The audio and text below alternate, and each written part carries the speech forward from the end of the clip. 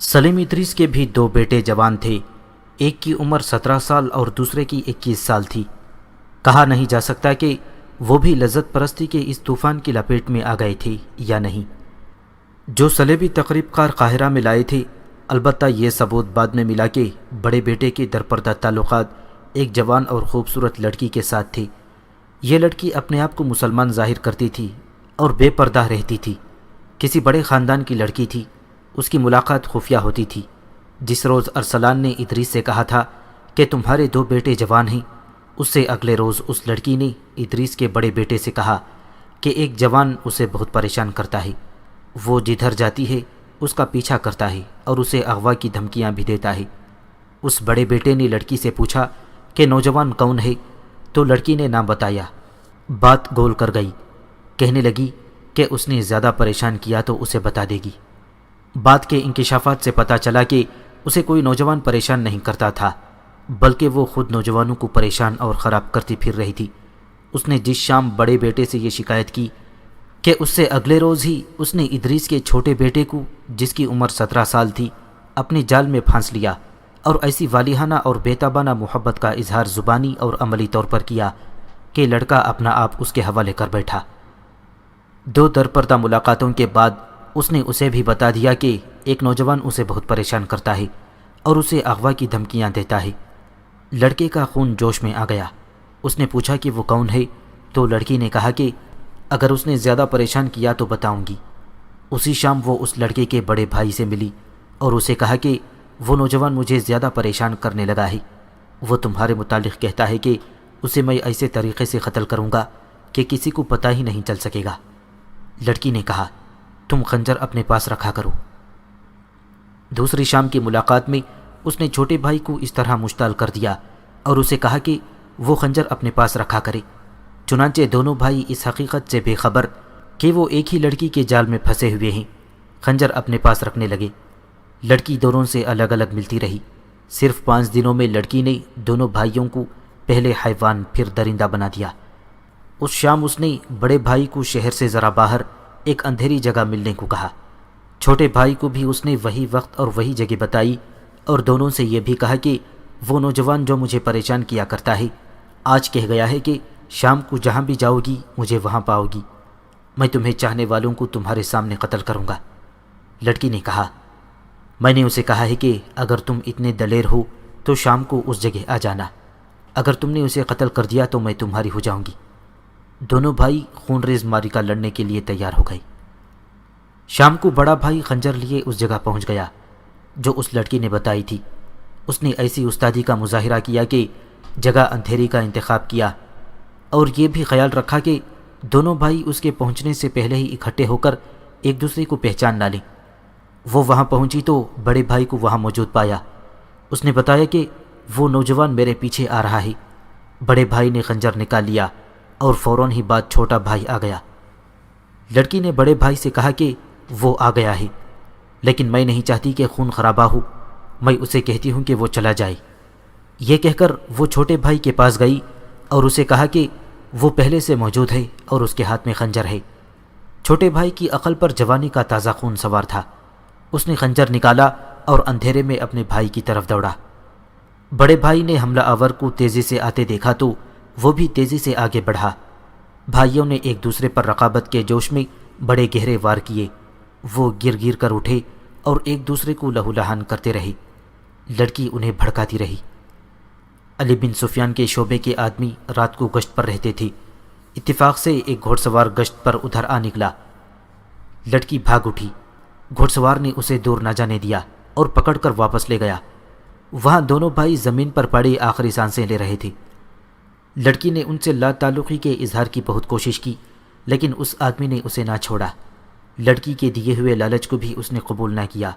اس نے پکار پکار کر گشتی پہرے داروں کو بلا لیا۔ اس وقت تک دونوں بھائی مر چکے تھے۔ لڑکی کو اسی وقت علی بن سفیان کے پاس لے گئے۔ لاشیں بھی لائی گئیں۔ روشنی میں دیکھا تو دونوں بھائی تھے۔ سلیم ادریس کو اطلاع دی گئی۔ تصور کیا جا سکتا ہے کہ اپنے جوان بیٹوں کی لاشیں دیکھ کر اس کا کیا حشر ہوا ہوگا۔ لڑکی نے الٹے سیدھے بیان دیے، مگر وہ اس سوال کا جواب دینے سے گریز کر رہی تھی کہ وہ کس کی بیٹی ہے اور کہاں رہتی ہے۔ ادریس بہت بری ذہنی حالت میں تھا۔ اس نے غصے سے کانپتی ہوئی آواز میں کہا، اسے شکنجے میں ڈالو علی، اس طرح یہ کچھ نہیں بتائے گی۔ بتانے کے لیے ہے ہی کیا؟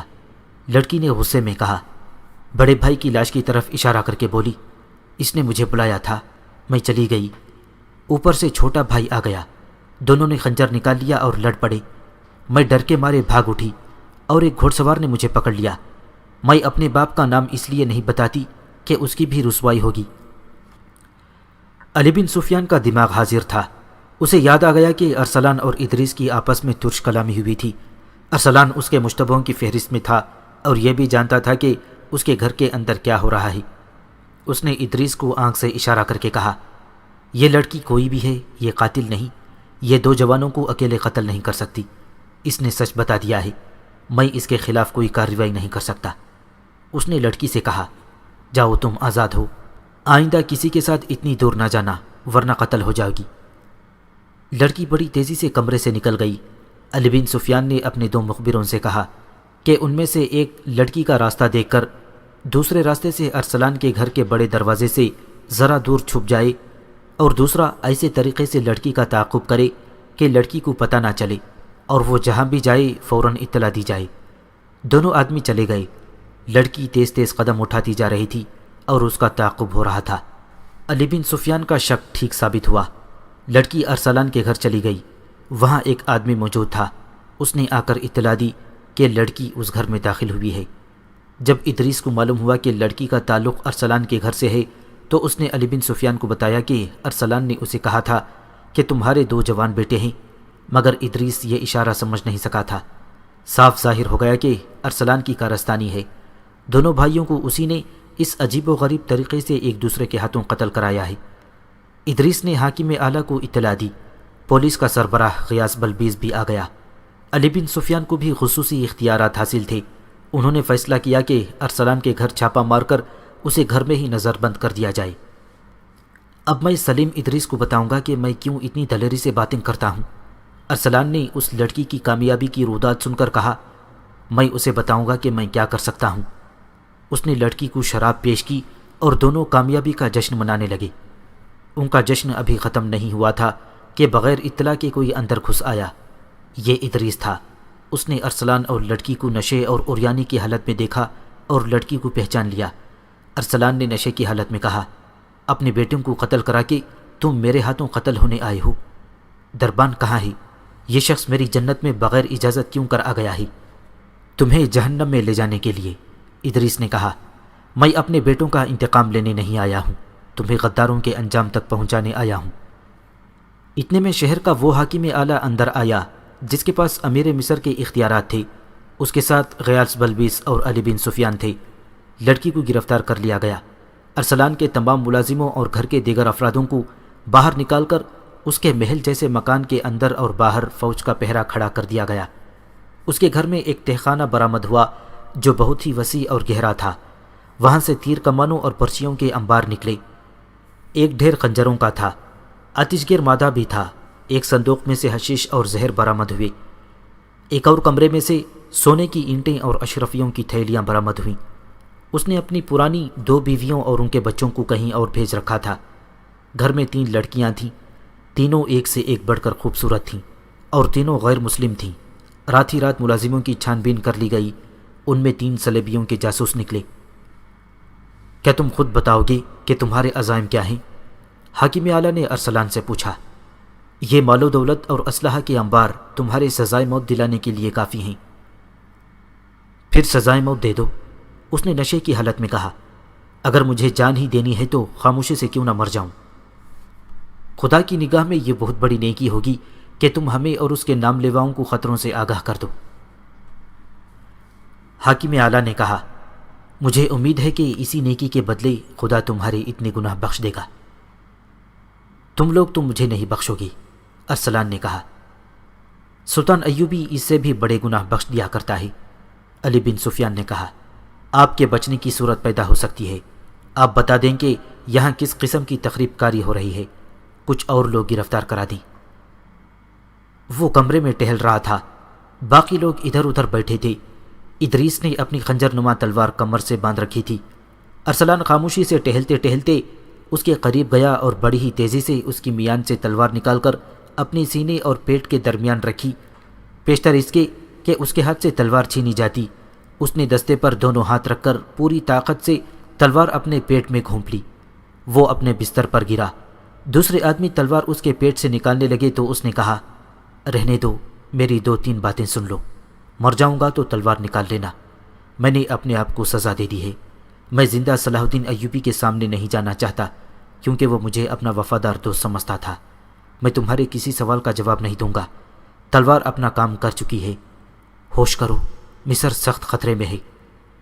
مصر میں جو فوج ہے وہ بغاوت کے لیے تیار ہے۔ فوجوں کی رسد کو میں نے ناپید کر دیا ہے۔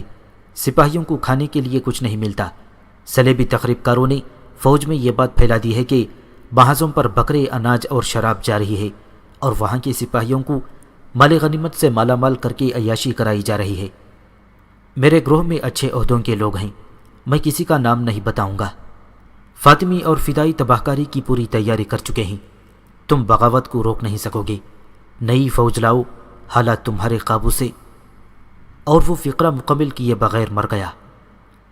اس کے گھر سے جو 3 لڑکیاں برآمد ہوئی تھیں وہ بھی اس کے فقرے کو مکمل نہ کر سکیں۔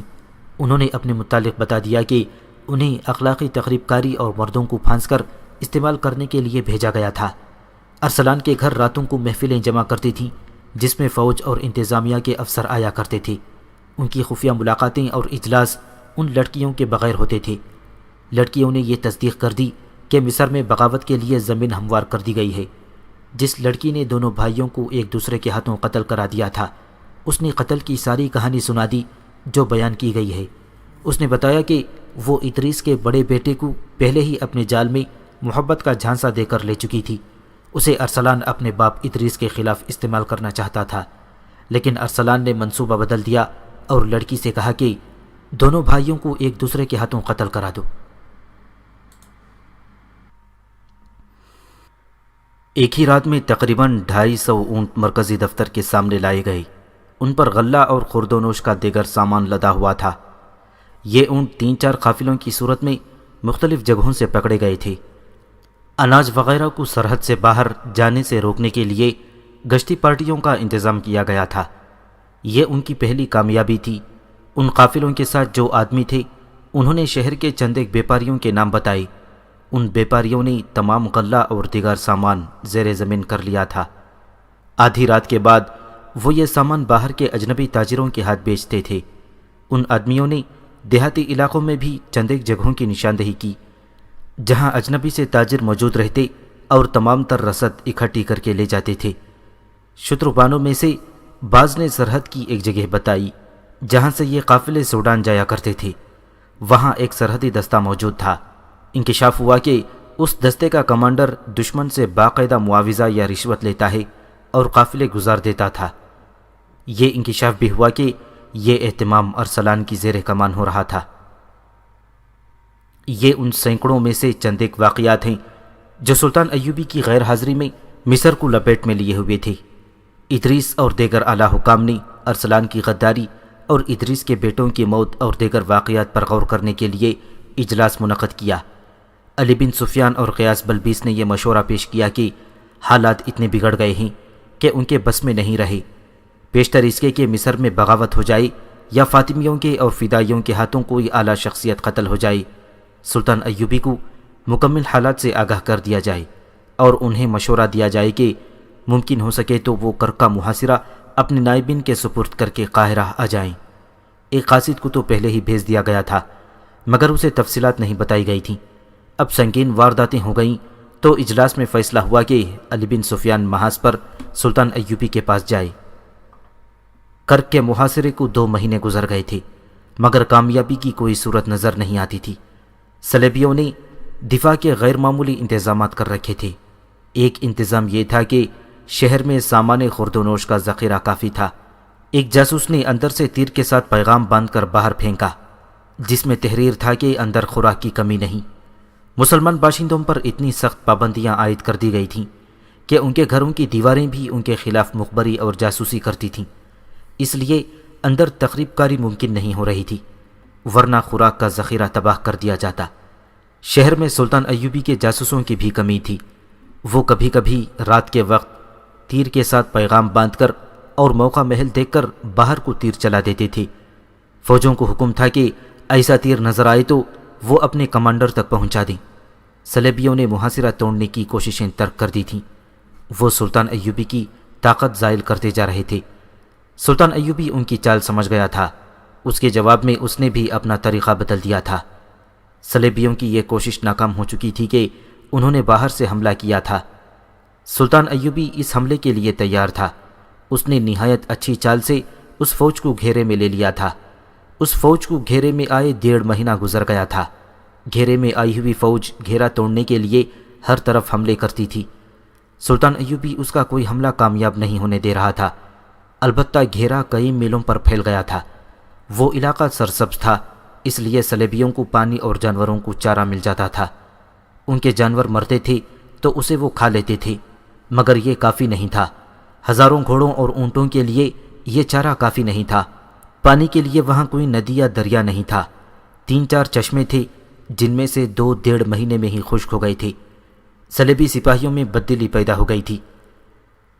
انہیں غذا بہت کم ملتی تھی اور پانی کے لیے بہت دور جانا پڑتا تھا۔ رات کو سلطان ایوبی کے چھاپہ مار گروہ ان پر شبخون مارتے اور نقصان کرتے رہتے تھے۔ 1.5 ماہ میں یہ فوج آدھی رہ گئی تھی۔ ان کے جانوروں میں بھی دم نہیں رہا تھا۔ صلیبی حکمران ریمانڈ، جو اس فوج کا کمانڈر تھا، سخت پریشانی کے عالم میں انتظار کر رہا تھا کہ صلیبی حملہ کر کے اسے سلطان ایوبی سے چھڑائیں گے، مگر اس کی مدد کو کوئی نہیں آ رہا تھا۔ سلطان ایوبی چاہتا تو چاروں طرف سے حملہ کر کے اس فوج کو شکست دے سکتا تھا، لیکن اس سے اپنا جانی نقصان بھی ہونا لازمی تھا اور جنگ کا پاسا پلٹ جانے کا خطرہ بھی تھا۔ سلطان ایوبی اپنی طاقت زائل نہیں کرنا چاہتا تھا۔ وہ صلیبیوں کو آہستہ آہستہ مار رہا تھا۔ اسے یہ نقصان ضرور ہو رہا تھا کہ اس کی فوج کا تیسرا حصہ اس صلیبی فوج کو گھیرے میں رکھنے میں الجھ گیا تھا۔ اسے وہ شہر کے محاصرے کی کامیابی کے لیے استعمال نہیں کر سکتا تھا۔ اس کے پاس ابھی ریزرو دستے موجود تھے اور وہ سوچ رہا تھا کہ قلعہ توڑنے کے لیے وہ انہیں استعمال کرے۔ وہ اب محاصرے کو اور زیادہ طول نہیں دینا چاہتا تھا۔ اس دور میں محاصرے عموماً طویل ہوا کرتے تھے۔ ایک شہر کو 2 سال تک بھی محاصرے میں رکھا گیا تھا۔ 6-7 ماہ کا محاصرہ طویل نہیں سمجھا جاتا تھا، لیکن سلطان صلاح الدین ایوبی محاصرے کو طول دینے کا قائل نہیں تھا۔ وہ ان حملہ آوروں میں سے نہیں تھا جو کسی ملک کے دارالحکومت کا محاصرہ کر کے اندر والوں کو پیغام بھیجا کرتے تھے کہ اتنی مقدار زر و جواہرات کی، اتنے 1000 گھوڑے اور اتنی عورتیں باہر بھیج دو، ہم چلے جائیں گے۔ سلطان ایوبی عرب کی سرزمین سے صلیبیوں کو نکالنا چاہتا تھا۔ وہ کہا کرتا تھا کہ یہ سرزمین اسلام کا سر چشمہ ہے جو ساری دنیا کو سیراب کرے گا، اور وہ اپنی عمر کو بہت کم سمجھا کرتا تھا۔ یہ الفاظ اس نے بارہا کہے تھے کہ میں یہ کام اپنی مختصر عمر میں پورا کر دینا چاہتا ہوں، ورنہ میں دیکھ رہا ہوں کہ مسلمان عمرہ اس مقدس خطے کو صلیبیوں کے ہاتھوں بیچتے چلے جا رہے ہیں۔ ایک رات وہ اپنے خیمے میں گہری سوچ میں کھویا ہوا تھا۔ اس نے یہاں تک سوچا تھا کہ قلعے کے ارد گرد سے اتنی فراخ سرنگیں کھدوائی جائیں جن میں پیادہ سپاہی گزر سکیں۔ کچھ اور طریقے بھی اس کے ذہن میں آئے۔ وہ اب چند دنوں میں کرک پر قبضہ کر لینا چاہتا تھا۔ اس کیفیت میں علی بن سفیان اس کے خیمے میں داخل ہوا۔ اسے دیکھ کر سلطان ایوبی خوش نہیں ہوا، کیونکہ اسے اطلاع مل چکی تھی کہ مصر کے حالات خطرناک مرحلے میں داخل ہو چکے ہیں۔ چہرے پر تشویش کے آثار لیے سلطان ایوبی علی بن سفیان سے بغل گیر ہو کر ملا اور کہا، تم میرے لیے یقیناً کوئی خوشخبری نہیں لائی؟ بظاہر خیریت ہے، علی بن سفیان نے کہا، مگر خوشخبری والی بات کوئی بھی نہیں۔ اس نے مصر کے حالات اور واقعات سنانے شروع کر دیے۔ علی بن سفیان جیسا ذمہ دار حاکم سلطان ایوبی سے کچھ بھی نہیں چھپا سکتا تھا، نہ ہی وہ اسے خوش فہمیوں میں مبتلا کر سکتا تھا۔ حالات کا تقاضا یہ تھا کہ لگی لپٹی رکھے بغیر بات کی جائے۔ علی بن سفیان نے تقی الدین کی غلطیوں اور سلطان ایوبی کی بھی 1-2 غلطیوں کا کھل کر ذکر کیا۔ ارسلان کی غداری کا قصہ اور ادریس کے جوان بیٹوں کی موت کا حادثہ سن کر سلطان ایوبی کے آنسو نکل آئے۔ اگر ارسلان مر نہ چکا ہوتا تو سلطان ایوبی کبھی یقین نہ کرتا کہ اس کا یہ حاکم، جسے وہ اپنا وفادار سمجھتا تھا، غداری کر سکتا ہے۔ اس سے پہلے بھی 2 دوست اس سے غداری کر چکے تھے۔ اگر ارسلان ذرا سی دیر اور زندہ رہتا تو باقی راز بھی بے نقاب کر دیتا، علی بن سفیان نے کہا۔ اس کے آخری فقرے سے جو موت نے پورا نہ ہونے دیا صاف ثبوت ملتا ہے کہ مصر میں بغاوت ہونے ہی والی ہے۔ مصر میں ہماری جو فوج ہے اسے ذہنی لحاظ سے پست کر دیا گیا ہے۔ میری جاسوسی بتاتی ہے کہ کماندار تک غلط فہمیوں اور بے اطمینانی کا شکار ہو گئے ہیں۔ فوج کے لیے غلے اور گوشت کی قلت پیدا کر کے یہ بے بنیاد بات پھیلا دی گئی ہے کہ تمام تر رسد محاذوں پر بھیجی جا رہی ہے، اور یہ بھی کہ فوج کا مال حاکم بیچ کر کھا رہے ہیں۔ دشمن کی سازش اسی ملک میں کامیاب ہوتی ہے جہاں کے چند ایک افراد دشمن کا ساتھ دینے پر اتر آتے ہیں۔ سلطان ایوبی نے کہا، اگر ہمارے بھائی دشمن کا آلائے کار بن جائیں تو ہم دشمن کا کیا بگاڑ سکتے ہیں؟ میں جس طرح اللہ کے ان شیروں کے جذبے کے زور پر اور ان کی جانیں قربان کر کے صلیبیوں کو میدان جنگ میں ناکون چنے چبوا رہا ہوں، اسی طرح میرے حاکم بھی پکے مسلمان ہوتے تو آج قبلہ اول آزاد ہوتا اور ہماری اذانیں یورپ کے کلیساؤں میں گونج رہی ہوتی، مگر میں مصر میں قید ہو کے رہ گیا ہوں۔ میرے جذبے اور میرا عزم زنجیروں میں جکڑے گئے ہیں۔ اس نے کچھ دیر کی گہری خاموشی اور سوچ کے بعد کہا، مجھے سب سے پہلے ان غداروں کو ختم کرنا ہوگا، ورنہ یہ قوم کو دیمک کی طرح کھاتے رہیں گے۔ میں یہ مشورہ لے کر آیا ہوں کہ اگر محاذ آپ کو اجازت دے تو مصر چلیے۔ علی بن سفیان نے کہا، میں حقائق سے چشم پوشی نہیں کر سکتا علی۔ سلطان ایوبی نے کہا، لیکن میں یہ اظہار کیے بغیر بھی نہیں رہ سکتا کہ میرے ہاتھوں سے صلیبیوں کی گردن اور فلسطین چھڑانے والے میرے بھائی ہیں۔ علی بن سفیان، اگر میں نے غداروں کو اسلام کے دشمنوں کے ساتھ دوستی کرنے والے مسلمانوں کو ابھی نہ ختم کیا تو یہ کبھی ختم نہ ہوں گے، اور ہماری تاریخ کو یہ گروہ ہمیشہ شرمسار کرتا رہے گا۔ قوم میں ہر دور میں یہ گروہ موجود رہے گا جو دین اور رسول صلی اللہ علیہ وسلم کے دشمنوں سے دوستی کر کے اسلام کی جڑیں کھوکھلی کرتا رہے گا۔ اس نے پوچھا، سوڈان کے محاذ کی کیا خبر ہے؟ میں نے تقی الدین کو پیغام بھیج دیا ہے کہ اس محاذ کو سمیٹنا شروع کر دو۔ مصر میں کسی کو بھی معلوم نہیں کہ آپ نے ایسا حکم دیا ہے، علی بن سفیان نے کہا، اور کسی کو معلوم ہونا بھی نہیں چاہیے۔ سلطان ایوبی نے کہا۔ اس نے دربان کو بلایا اور کہا، کاتب کو فوراً بلا لاؤ۔ کاتب کاغذ اور قلمدان لے کر آیا تو سلطان ایوبی نے کہا، لکھو، قابل عزت احترام نور الدین زنگی۔ وہ قاصد بڑا ہی تیز رفتار تھا جس نے سلطان ایوبی کا پیغام اگلی رات کے آخری پہر بغداد میں نور الدین زنگی تک پہنچا دیا تھا۔ سلطان ایوبی نے اسے کہا تھا کہ راستے میں ہر چوکی پر اسے تازہ دم گھوڑا مل جائے گا، لیکن وہ گھوڑا صرف تبدیل کرے، خود آرام اور کھانے کے لیے نہ رکے، کہیں بھی گھوڑا آہستہ نہ چلے۔ اگر رات کو نور الدین زنگی کے پاس پہنچے تو دربان سے کہہ دے کہ انہیں جگا دے۔ اگر زنگی خفگی کا اظہار کرے تو کہہ دینا کہ صلاح الدین ایوبی نے کہا ہے کہ ہم سب جاگ رہے ہیں۔ قاصد جب نور الدین زنگی کے دروازے پر پہنچا تو محافظ دستے نے اسے روک دیا اور کہا کہ پیغام صبح دیا جائے گا۔ قاصد نے گھوڑے تو کئی بدلے تھے مگر کہیں پانی کا ایک گھونٹ پینے کے لیے بھی نہیں رکا تھا۔ تھکن، بھوک، پیاس اور 2 راتوں کی بیداری سے وہ لاش سا بن گیا تھا۔ زبان پیاس سے اکڑ گئی تھی، وہ پاؤں پر کھڑا نہیں ہو سکتا تھا اور اس کے منہ سے بات نہیں نکلتی تھی۔ اس نے اشاروں میں بتایا کہ یہ پیغام بہت ضروری ہے۔ نور الدین زنگی نے بھی سلطان ایوبی کی طرح اپنے خصوصی عملے، دربان اور اپنے باڈی گارڈز کے کمانڈروں کو کہہ رکھا تھا کہ کوئی ضروری بات یا پیغام ہو تو اس کی نیند اور آرام کی پرواہ نہ کی جائے۔ قاصد کی حالت دیکھ کر باڈی گارڈز نے اندر جا کر نور الدین زنگی کی خوابگاہ کا دروازہ کھٹکھٹایا۔ وہ باہر آ گیا اور پیغام اور قاصد کو ملاقات کے کمرے میں لے گیا۔ قاصد کمرے میں داخل ہوتے ہی گر پڑا۔ زنگی نے اپنے ملازموں کو بلوایا اور قاصد کی دیکھ بھال کرنے کو کہا۔ اس نے پیغام پڑھنا شروع کر دیا۔ سلطان ایوبی نے لکھا تھا، آپ پر اللہ تعالیٰ کی رحمت ہو۔ میرا پیغام آپ کو خوش نہیں کرے گا۔ آپ کے لیے خوشی اور اطمینان کی بات صرف یہ ہے کہ میں نے حوصلہ نہیں چھوڑا، آپ کے ساتھ کیا ہوا عہد پورا کر رہا ہوں۔ آپ میرے پاس تشریف لائیں گے تو تمام حالات سناؤں گا۔ میں نے کرب کو محاصرے میں لے رکھا ہے، ابھی کامیابی نہیں ہوئی۔ اتنی کامیابی حاصل کر چکا ہوں کہ صلیبیوں کی ایک فوج نے شاہ ریمانڈ کی سرکردگی میں باہر سے مجھ پر حملہ کر دیا ہے۔ میں نے محفوظے سے اسے گھیرے میں لے لیا ہے۔ اب تک اس کی آدھی فوج ختم کر چکا ہوں۔ بھوکے صلیبی اپنے گھوڑوں اور اونٹوں کو کھا رہے ہیں جو انہیں اتنی دور سے یہاں لائے تھے۔ میں اس کوشش میں ہوں کہ ریمانڈ کو زندہ پکڑ لوں، مگر کرک کا محاصرہ لمبا ہوتا جا رہا ہے۔ صلیبیوں کا دماغ اور طریقہ جنگ پہلے سے بہت بہتر ہے۔ میں محاصرے کو کامیاب کرنے کے طریقے سوچ رہا تھا اور مجھے امید تھی کہ میرے جانباز مجاہد قلعہ توڑ لیں گے۔ وہ جس جذبے سے لڑ رہے ہیں وہ آپ کو حیران کر دے گا، مگر سوڈان میں میرا بھائی تقی الدین ناکام ہو گیا ہے۔ یہ اس کی غلطی تھی کہ اس نے اجنبی صحرا میں جا کر فوج کو پھیلا دیا ہے۔ وہ مدد مانگ رہا ہے، میں نے اسے محاذ سمیٹنے اور واپس آنے کو کہہ دیا ہے۔ مصر سے آئی ہوئی خبریں اچھی نہیں۔ غداروں اور ایمان فروشوں نے دشمن کا اعلی کار بن کر مصر میں بغاوت اور صلیبی یلغار کے لیے راستہ صاف کر دیا ہے۔ علی بن سفیان کو آپ اچھی طرح جانتے ہیں، وہ خود میرے پاس آیا ہے۔ میں اس کے مشورے کو نظر انداز نہیں کر سکتا کہ میں مصر چلا جاؤں۔ محترم، میں کرک کا محاصرہ اٹھا نہیں سکتا، ورنہ صلیبی کہیں گے کہ صلاح الدین پسپا بھی ہو سکتا ہے۔ دشمن کی گردن میرے ہاتھ میں ہے، آئیے یہ گردن آپ اپنے ہاتھ میں پکڑ لیں۔ اپنی فوج ساتھ لائیں، میں اپنی فوج مصر لے جاؤں گا، ورنہ مصر بغاوت کا شکار ہو جائے گا۔ امید ہے آپ میرے دوسرے پیغام کا انتظار نہیں کریں گے۔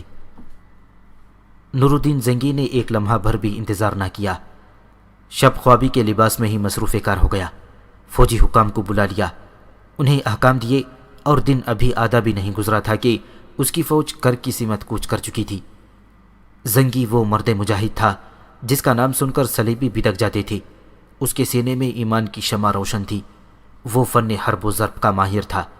اس نے راستے میں کم سے کم پڑاؤ کیے اور اتنی جلدی محاذ پر پہنچا کہ سلطان ایوبی حیران رہ گیا۔ اگر قاصد پہلے سے اسے اطلاع نہ دے دیتا کہ زنگی اپنی فوج کے ساتھ آ رہا ہے تو دور سے گرد کے بادل دیکھ کر سلطان صلاح الدین ایوبی سمجھتا کہ صلیبیوں کی فوج آ رہی ہے۔ سلطان ایوبی گھوڑا سرپٹ بھگاتا استقبال کے لیے گیا۔ نور الدین زنگی اسے دیکھ کر گھوڑے سے کود آیا۔ اسلام کی عظمت کے یہ دونوں پاسبان جب ملے تو جذبات کی شدت سے سلطان ایوبی کے آنسو نکل آئے۔ سلطان ایوبی نے نور الدین زنگی کو تمام تر حالات اور غداروں کی ساری کارستانیاں سنائیں۔ زنگی نے کہا، صلاح الدین، تمہیں عمر بھی اتنی نہیں گزری کہ چند ایک حقائق کو قبول کر سکو۔ یہ اسلام کی بد نصیبی ہے کہ غدار ہماری قوم کا لازمی حصہ بن گئے ہیں، اور قوم ان سے پاک کبھی نہیں ہوگی۔